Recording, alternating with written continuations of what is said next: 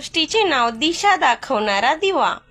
एका गावात एक तरुण मुलगा राहत होता। खूप हुशार होता, पण छोट्या छोट्या अपयशामुळे नेहमी निराश व्हायचा।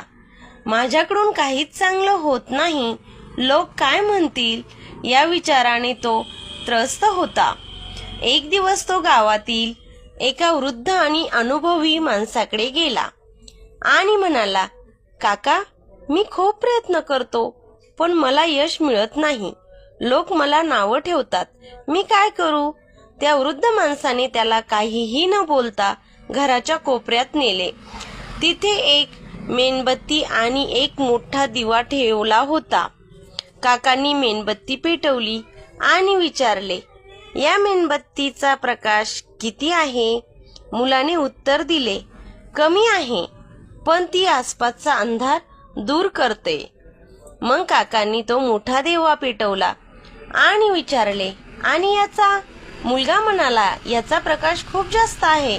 त्यावर ते वृद्ध काका हसून म्हणाले, बाळा, मेणबत्ती कधीच दिव्याची तुलना स्वतःशी करत नाही। माझा प्रकाश कमी का आहे? ती फक्त स्वतः जळते आणि जेवढा प्रकाश देता येईल तेवढा देते। तुझी तुलना दुसऱ्यांशी करणं थांबव। लोक काय म्हणतात याकडे लक्ष देण्यापेक्षा स्वतःच्या क्षमतेवर विश्वास ठेव आणि रोज थोडी थोडी प्रगती करत राहा। मुलाला आपल्या चुकांची जाणीव झाली। त्याने ठरवले की आजपासून तो स्वतःची तुलना कोणाशीही करणार नाही आणि फक्त आपल्या ध्येयावर लक्ष केंद्रित करेल।